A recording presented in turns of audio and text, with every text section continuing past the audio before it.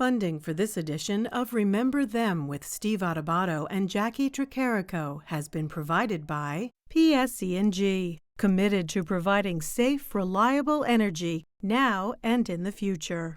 NJM Insurance Group, serving New Jersey's drivers, homeowners, and business owners for more than 100 years. Hackensack Meridian Health, keep getting better. The New Jersey Education Association. Horizon Blue Cross Blue Shield of New Jersey. Here when you need us most, now and always. Prudential Financial. Kane University, where Cougars climb higher. And by New Jersey Sharing Network. Promotional support provided by New Jersey Globe. And by New Jersey Monthly, the magazine of the Garden State, available at newsstands.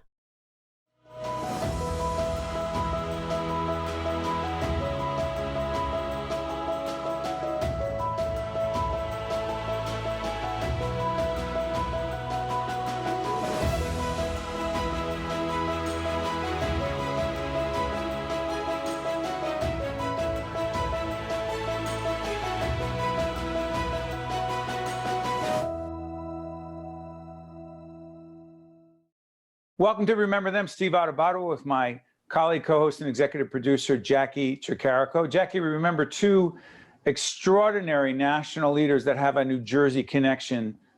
Talk about them. Yeah, two political leaders. But first up, we are going to be honoring Alexander Hamilton, one of our founding fathers, right? I think the name Hamilton now is a little bit more popular, can I say, in a way, since the Broadway show opened up in January 2015. Lin-Manuel Miranda creating this exceptional Broadway musical to bring to life that time in American history that is just so important for all of us to know. And I think it's kind of sparked the interest of young people, more so even in my generation, learning through Lin-Manuel Miranda's amazing Broadway show more about Hamilton. And you got to interview Dr. Andrew Shankman, who is a historian with Rutgers University Camden.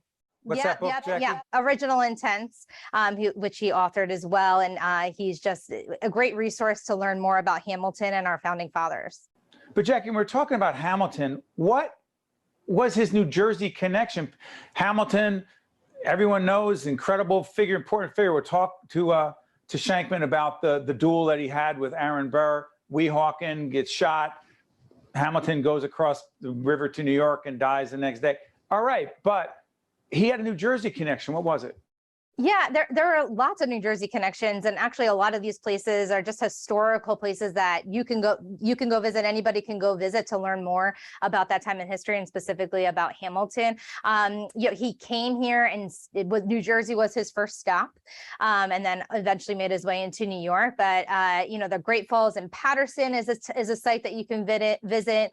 Right. There is it's the historic battle there, the Battle of Monmouth. I'm sorry, Jacqui. What about the Princeton Battlefield State Park? That's the site where Hamilton commanded an artillery and bombarded Nassau Hall in the Battle of Princeton's final. What? I didn't know that. It's right up the road for me, actually. I've brought my kids to that area. We've seen some monuments there. There's some hiking trails there. But yeah, he had a significant impact in Princeton, which is right up the road for me. Like I said, it's such a historical site there. The Battlefield State Park is still preserved as a historical site. And there was just news the other day about finding some remains of some soldiers during the Revolution and during somewhere in the Red Bank, New Jersey area. So this just happened the other day. They excavated and found remains from these soldiers and different things. So it's just an important way to bring it back to saying, these things happened in New Jersey. They were extremely important to the start of the Constitution and the founding fathers finding America. It's just really fun to hear more about Alexander Hamilton and hearing that from Dr. Shankman. And Shankman talks about original intent. What the heck was Hamilton's intent, along with those who were founding the Constitution? Today, Jacqui and I remember them. Our team remembers Hamilton.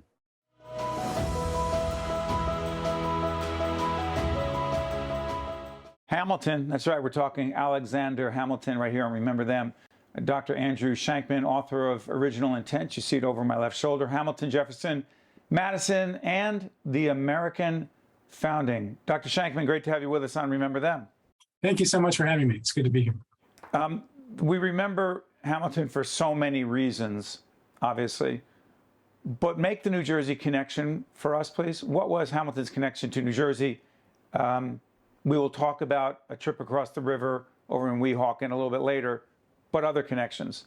Well, in certain ways, it's a story that I think a lot of New Jerseyans know, which is that he's really a New Yorker, but he is connected with New Jersey throughout his entire life. So when he moved as a mid-teenager from the West Indies to the mainland in order to, what was still part of the British Empire, to be educated, his first trip was to the College of New Jersey, which later became Princeton University, where he interviewed with Jonathan Witherspoon, the famous president of that university, whom is a statue now on the quad. And it wasn't to his liking.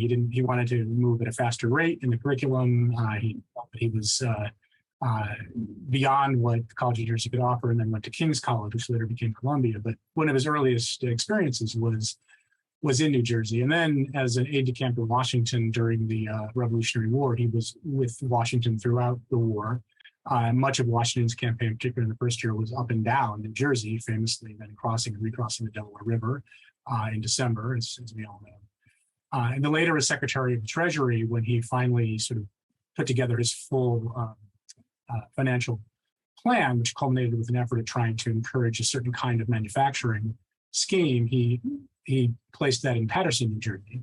And New Jersey was very much at the center of his plans and programs for his ambitions for the nation. And then, of course, about a decade later, he was shot in New Jersey in a duel and went back. Can we do Weehawken? Let's get this, I hate to say, out of the way. Sure. Hamilton and Burr and Weehawken. Right. Set it up, the duel. Well, so Hamilton and Burr, like all the rest of them, had known each other. All the famous founders had known each other for their entire adult lives and had worked closely together, had been in plenty of social settings together, had known each other for years, and had, if any of your listeners have read or watched, say, Jane Austen, books or novels, there's a certain kind of decorum of behavior in which everybody treats each other very well on the surface, but can't stand each other underneath. That was certainly the case with Hamilton and Burr, and that had been built. Burr had what title? So Burr was something closest to American royalty. His grandfather and father had both been presidents of what became Princeton University, and he had been the vice president with Thomas Jefferson as president from 1800 to 1804, had then been very unceremoniously dumped from the ticket and replaced with the governor of New York, George Clinton. And at that point, sort of out of national politics, was running to be governor of New York, and even to switch parties and to become hopefully the leader of the Federalist Party that Hamilton. What was their beef? Jefferson and Burr. Well, so Jefferson and Burr's beef was that back then the Electoral College didn't work the way it did now. Before the 12th Amendment in 1804, people didn't vote for a president and vice president. They voted for two people for president. And everybody had to plan and structure it appropriately so that their electors would throw away a vote to somebody else. And the Republicans forgot to do that. So hold on. Are you talking about election controversy back then? I just want to be clear. Yes, major election controversy. So what happened in 1800 was that Jefferson and Burr actually received the same number of electoral votes, even though everybody always intended for Jefferson to be president and Burr to be vice president.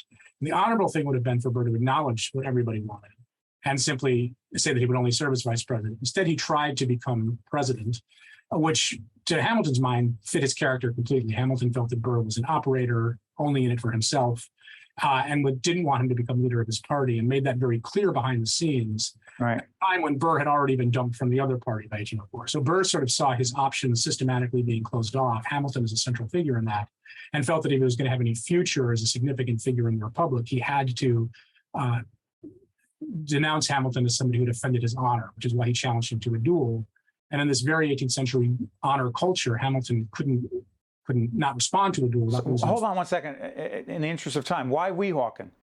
So New York was already a place where it was dangerous to duel and very much frowned upon. It was not encouraged in New Jersey either, but they felt that there was there would be less awareness in New Jersey. It would be safer to do it there. So they meet. They're in Weehawken. Do they have their people with them? Absolutely. This is a very scripted event. You have your seconds who have been carrying on all the conversation prior to this, and a doctor is present if needed, as it turned out he was.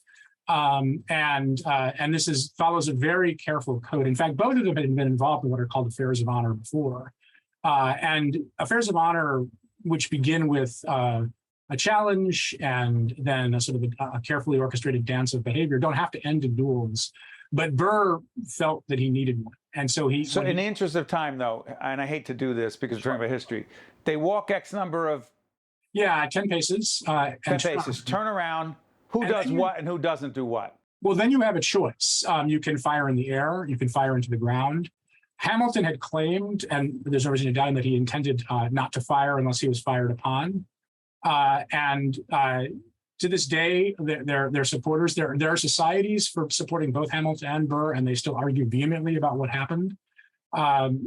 Given that Hamilton was shot and Burr wasn't, it does seem that Hamilton didn't fire at Burr and Burr fired at him. Burr fired and hit him, struck him above the hip with a wound that ended up today probably wouldn't have been mortal, but then was, though it took, he didn't die until the following morning in agonizing pain. Boat back, they take the boat across the river back to New York.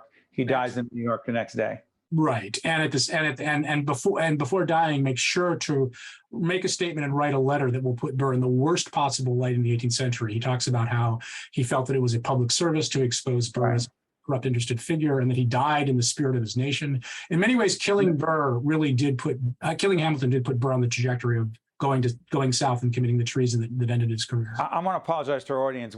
There's so much about Hamilton that's important. I apologize. We took so much time on the duel. Original intent of the Constitution. Real quick, if you could, this is really in many ways so significant. Dr. Shankman, the original intent of the Constitution as defined by Alexander Hamilton versus what it is today. Your reaction? Sure. So the first thing I would note is that the principal figures shaping the Constitution, and Hamilton and Madison are two of the most significant. Well, my book talks about how and why they came to disagree very vehemently within a year or two of its ratification of what they thought it meant. So first, we just want to note that we want to be very careful about ascribing one central meaning that all the founders agreed upon, because they didn't. And as early as 1791, were arguing publicly in the newspapers about major meanings. Hamilton, I would argue, is hard. It's very difficult, and historians are very reticent to try and directly place the thinking of 18th century figures into the 21st century. But Hamilton certainly had an argument that there were authorities and rights and powers that the national government had that could be interpreted from within the Constitution, even if they weren't explicitly stated in the Constitution. So Hamilton would not be comfortable with the notion that something had to be explicitly stated and explicitly in the language for the national government to do it. In fact, he's really, in many ways, is the person who conceives of the idea of what are called implied powers, of powers that we can assume within the Constitution, but aren't expressly stated there. What would Hamilton have thought, in your view, what would he thought of January 6th? Well, I think Hamilton would have sounded like the most severe critics today do of January 6th, but he wouldn't have been critical of it for the same reasons they are. So Hamilton was, as very few people in the 18th century were, it's not a criticism to say this of him, Hamilton was very much concerned of popular majorities acting on their own. He, like so many, in fact, like Jefferson, he really did feel that what a good republic needed, a sound and durable republic needed, was what he considered a natural aristocracy. Right. Not people born to govern, not through virtue of birth, but through talent, ability, capacity, and particularly education. And that the people not directed by a natural aristocracy would be likely to engage in what he would have described as wild. But he would not have been in favor of violence of this form in the U.S. Capitol. Not particularly, he wouldn't have supported the idea. The language he would have used would have been interested demagogues whipping up impressionable people to behave in ways that were destructive. You know, Dr. Andrew Shankman, the author of Original Intents, pick it up, folks. Find out more. We only scratched the surface. Talking about Hamilton, Jefferson, even though it's not my job to talk about Jefferson, Madison, and the American founding. Dr. Shankman, cannot thank you enough for joining us. Really appreciate it. Oh, my pleasure. It was great to talk with you. You got it. This is Remember Them. Stay with us. Don't forget us. We'll be right back. To see more Remember Them programs, visit us online at steveadubato.org. If you would like to express an opinion, email us at info@caucusnj.org. Find us on Facebook at facebook.com/SteveAdubato, and follow us on Twitter at Steve Adubato. Every day, nearly 2 million customers across New Jersey rely on PSE&G to provide natural gas. And every day, PSE&G is committed to doing it safely. That includes making sure you know what to do if you smell gas. A natural gas leak smells like rotten eggs. If you suspect a gas leak, leave your home immediately. Get far away, then call 911. Remember, smell, leave, call. Protect the ones you love. Learn more at pseg.com/gas safety. Today's forecast is brought to you by... We are the tippy top, we're top insurance. We are the tippy top, we're top insurance. We are the tippy top, we're top insurance. We are... Some insurance companies are known for their jingles. Top insurance, please hold. NJM is known for what matters. Outstanding service you can actually count on. No jingles or mascots, just great insurance. NJM, get a quote today. Now, Remember Them looks at Grover Cleveland. And Jackie, we talked to his grandson, George, right? Yeah, and some people might say, wait, his grandson, how does that timing work out? But it does. The timing works out. He never met his grandfather, but he definitely resembles his grandfather. And you'll see that during your interview with George Cleveland. And, Grover Cleveland is just such an important person to remember, had an impact here in New Jersey, actually resided here in Princeton after his presidency and is buried in Princeton. And, some fun facts, he was the only U.S. president to be born in New Jersey. Caldwell, New Jersey? Caldwell, yep. Right. And then he also was the only president to serve 2 unconsecutive terms in office. In between, Benjamin Harris took over, and then he got back into office after that. So really interesting person to remember, a political powerhouse. We get to hear straight from George Cleveland some fun tidbits that maybe not most people know who aren't part of the family. And what's funny about Grover Cleveland too, he ended up, residing in Princeton, being a big part of the Princeton University campus and teaching, but he himself never even graduated college. So that's not true. That can't be true. It is. It's true. But he taught at Princeton, never graduated college. Yeah. He was on Princeton campus quite a bit and did a lot of things with the university. But hearing him that he never actually graduated college is a really interesting tidbit too. Yeah, and Jackie and the team found George Cleveland. Jackie and the team, they're just like, who should we have talking about? Let's have his grandson. Had a connection to I was like, there was a big gap because he wasn't alive.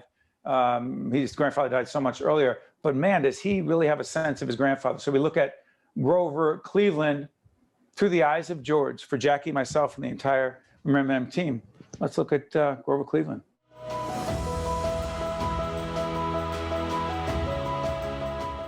We are honored to be joined by George Cleveland, the grandson of President Grover Cleveland, the 22nd and the 24th president of these United States. George, good to see you. Steve, thank you so much for asking me to be with you. It's a real pleasure. I really enjoy your show. I've been able to watch a lot of them, and it is really my pleasure to be here. That's very kind of you. The 22nd and the 24th president of the United States, Jacqui Tricarico, my colleague, and I remember them just talking about this. Only president to serve these non-consecutive terms, right? Messed up the whole count. That's right. The only one. How did that happen? Well, he got voted in, he got voted out, and then the voters realized they'd made a horrendous mistake, so they voted him back in. Born in Caldwell, New Jersey. Yes, indeed.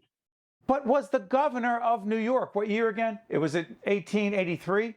Oh, as governor of New York, yes, because he was in midterm. It was a very rapid climb from being mayor of Buffalo to governor of New York, and then being asked to run for president. And, but if he, I'm sorry, but born in Caldwell, then to New York, right, and is then to Princeton?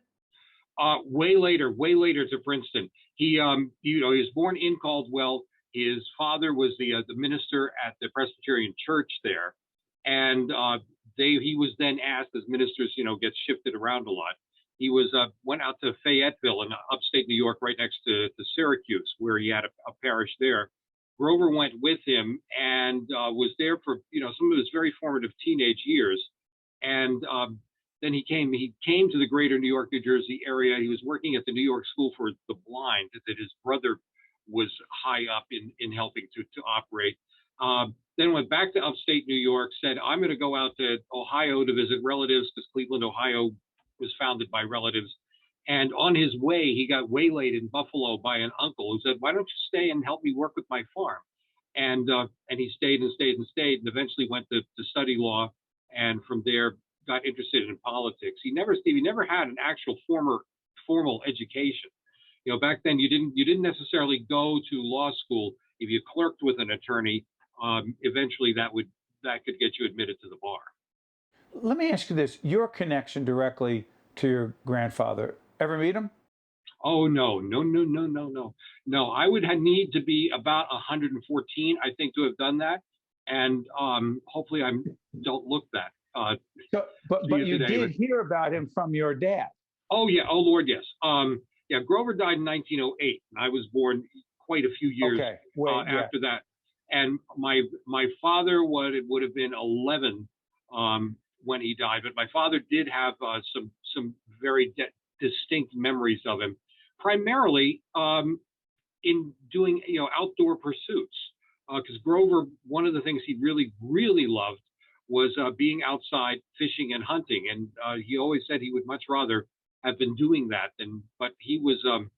Grover said that a public office is a public trust, and that wasn't just a tagline for him.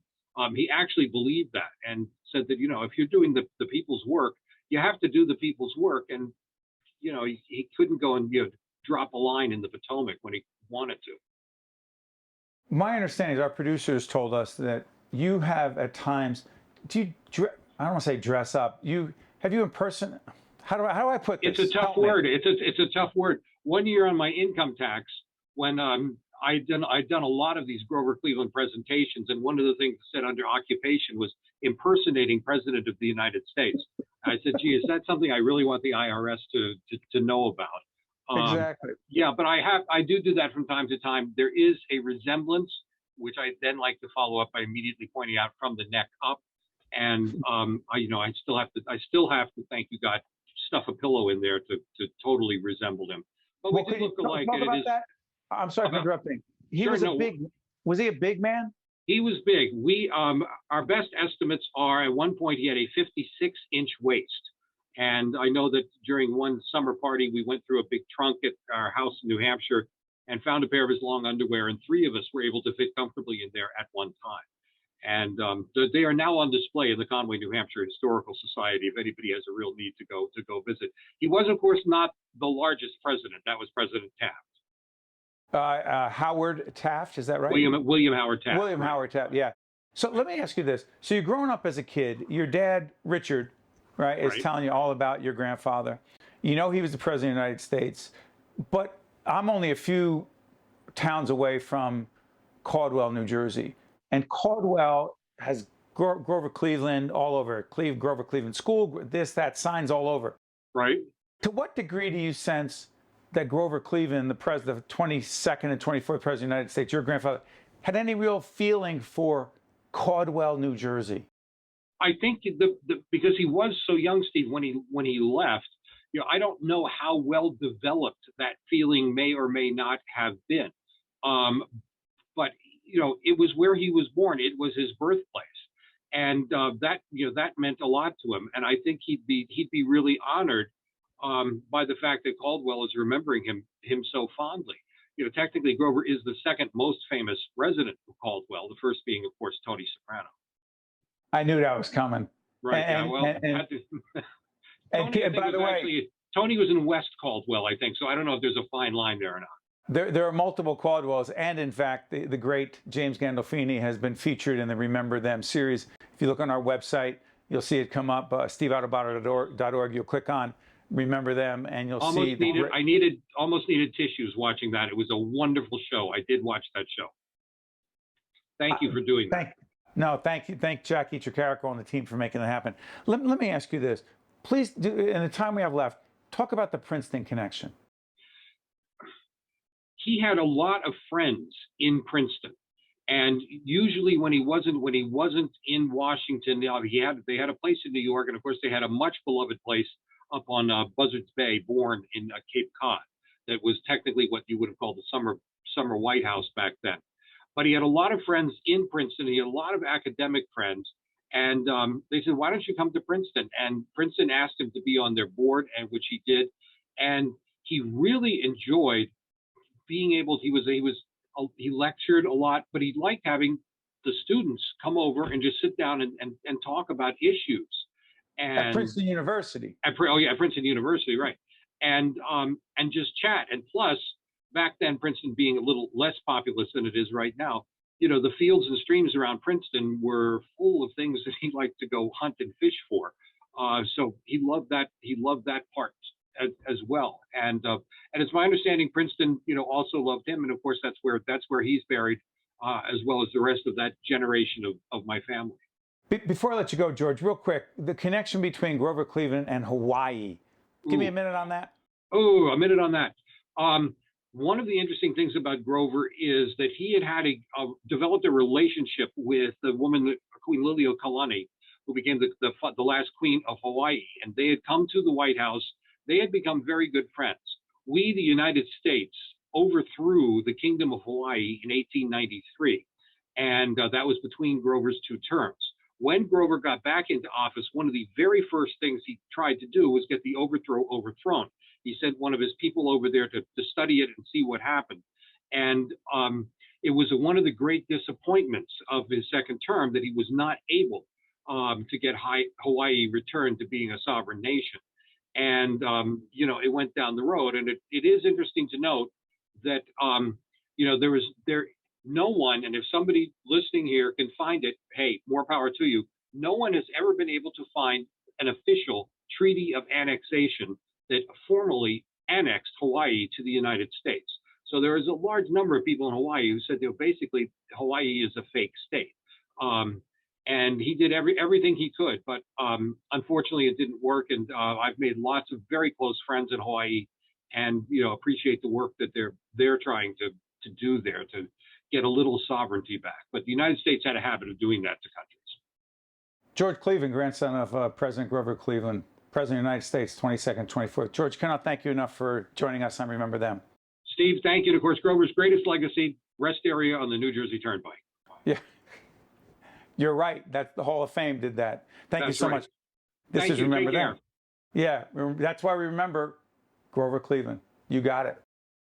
Remember Them with Steve Adubato and Jacqui Tricarico has been a production of the Caucus Educational Corporation.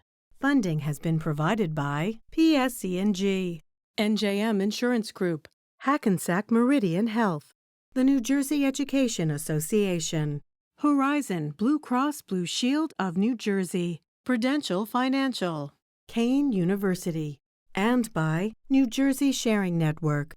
Promotional support provided by New Jersey Globe and by New Jersey Monthly. Many of New Jersey's children have been affected by COVID-19, but now that there's a safe and effective vaccine available for children ages 12 and older, you can help make COVID-19 history by getting yourself and your child vaccinated. Let's end this pandemic together and help all children get back to being kids. Visit hackensackmeridianhealth.org/COVID-19 to learn more or to schedule a vaccine appointment today.